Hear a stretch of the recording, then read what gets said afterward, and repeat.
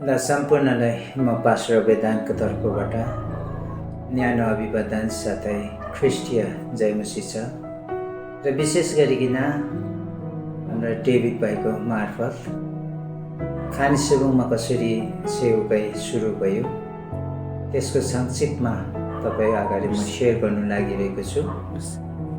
र खानीसेबुङ वेस्ट सिक्किममा ब्रौमा हामी जन्मिँदा 1983 मा हामीले प्रभु पाएको। अनि त्यो समयमा यो खानीसेबुङ भेगमा एउटै पनि इसाई परिवार थिएन।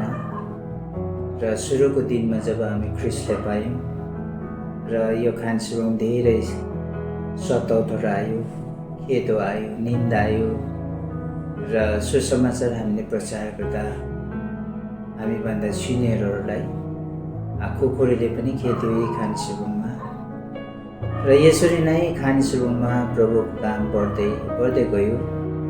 र सुरुमा खानीसेबुङमा सुसमाचार प्रचार लिएर आउनुहुने प्रभुको प्रिय दास स्वर्गीय एनोस पास्टर हुनुहुन्थ्यो। हाम्रो लिडिया पास्टर आमाको बाबा। र उहाँले जब खानीसेबुङमा सुसमाचार प्रचार गर्नुभयो अनि धेरैलाई यीशुलाई चिन्दै गए। त्यसपछि खानीसेबुङमा 1986-87 को समयमा एउटा परमेश्वरले रिभाइभल पठाइदिनु भयो। सायद खानीसेबुङ वेस्ट सिक्किममा परमेश्वरले पहिलोचोटि रिभाइभल जागृति पठाइदिनु भएको थियो। त्यो समयमा जब जागृति आयो, धेरैले पवित्र आत्माको दान प्रदानले भर्यो, परमेश्वरको शक्तिले भर्यो, सामर्थले भर्यो। अनि हामी खानीसेबुङमा एउटा ठुलो पहाड छ, त्यो पहाडमा हामी प्रार्थना गर्न जान्थ्यौँ, उपासना सहित प्रार्थना गर्न जान्थ्यौँ। अनि प्रभु बोल्नुहुन्थ्यो, ग्रुपमा कसै न कसैद्वारा प्रभु बोल्नुहुन्थ्यो। अनि म चमत्कार चिन्हको काम यो खानीसेबुङबाट म सुरु गर्छु भनेर प्रभु बोल्नुभयो। अनि जसै प्रभु बोल्नुभयो त्यसपछि यहाँ खानीसेबुङमा अझै पनि हुनुहुन्छ पास्टर समेल अनि स्टिफन। यहाँहरूले उहाँहरूको जीवनकालमा धेरै सर्पहरू समात्नुभयो।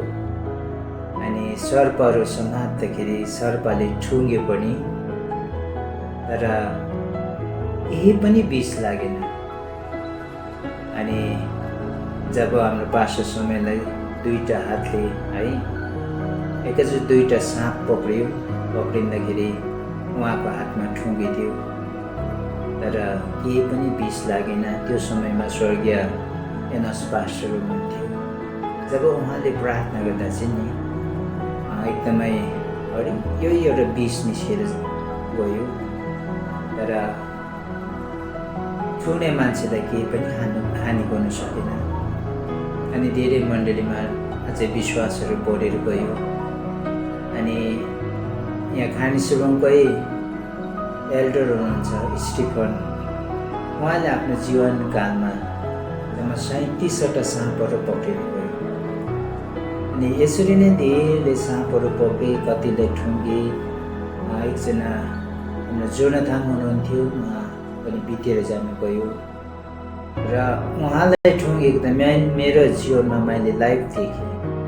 हामी यात्रा गरेर जाँदै गर्दा साँप आयो, म पक्रिन्छु यीशुको नाममा भने जब पक्रेपछि उसलाई ठुङ्ग्यो अनि खुनहरू आइरहेको थियो, तर पनि उहाँले केही विष लागेन। लास्टमा त्यो साँप लाटेर मर्यो। अनि त्यसो नै यो खानीसेबुङमा प्रभुले शक्तिको कामहरू गर्नुभयो, धेरै रिभाइभलहरू जागृतिहरू पठाइदिनु भयो। अनि यहाँ खानीसेबुङमा एउटा खानी छ, ठुलो एउटा टनल छ। प्रभुले बोल्नुभयो, तिमीहरू त्यहाँ गएर प्रार्थना गर्नु भनेर। हामीभन्दा सिनियर प्रभुको जानहरू हुनुहुन्थ्यो।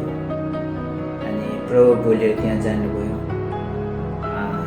एउटा फास्टिङ लिएर अनि दिन अनि रात इटर्नलमा प्रार्थना गर्नुहुन्थ्यो। 7 दिनसम्म गर्नुभएको छ उहाँहरूले त्यो समयमा। त्यसपछि पछिबाट मैले सोधेँ, तपाईँहरूलाई 7 दिन टनलभित्र बसेर प्रार्थना गर्दाखेरि तपाईँहरूलाई भोक लाग्थेन? अन्त उहाँले भन्नुहुन्थ्यो, जब हामीलाई भोक लाग्थ्यो हामीले प्रार्थना गर्थ्यौँ अनि हाम्रो अगाडि परमेश्वर धेरै फ्रुटहरू ल्याइदिनुहुन्थ्यो, खानेकुरोहरू हामीले देख्थ्यौँ अनि देख्दा देख्दै हाम्रो भोकहरू मेटिजान्थ्यो भन्नुहुन्थ्यो। अनि पानी पिउनु गयो, अनि सोद्धाखेरि हामीले पानी त्यहाँ थिएन टनलमा, तर तिर्खा लाग्थ्यो। हामीले प्रार्थना गर्दा चाहिँ पानीको मुहानेर हाम्रो अगाडि बोक्थ्यो भन्नुहुन्थ्यो। अनि जसरी इजरायली जातिलाई परमेश्वरले पुजारी स्थानमा तिर्खा लाग्दा चट्टानबाट पानी दिनुभयो, भोक लाग्दाखेरि मन्ना झारिदिनु भयो, त्यसरी नै त्यो टनलमा जति खानिसकेको प्रभुको प्रियजनहरू उपासना बस्दाखेरि परमेश्वरले त्यसरी इजरायली जस्तै खुवाउनु भयो। उहाँहरूले आफ्नो अनुभव सेयर गरिरहनु भएको थियो र यसरी नै खानिसकेमा प्रभुले जब रिभाइभल पठाउनु भयो, धेरै आत्माहरू बढ्दै गयो।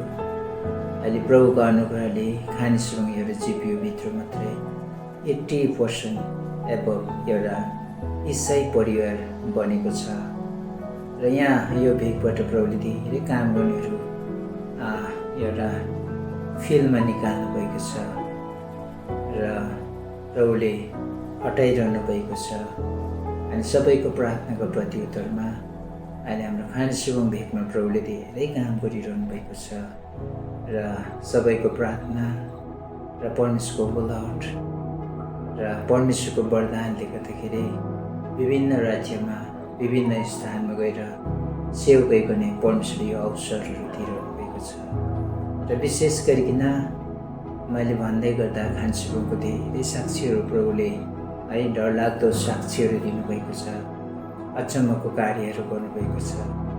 सुरुवातको दिनमा यहाँ खानिसकेमा धेरै रोगले सताएको मान्छेहरू अनि बिजुवा तन्त्र मन्त्र गर्नेले 3 दिनको ग्यारेन्टी 7 दिनको ग्यारेन्टी दिएको परिवारलाई जब ख्रिस्टलाई अपनायो, उनीहरू सबै परिवार जाति भएर अझै पनि प्रभुमा जिरहेको छ।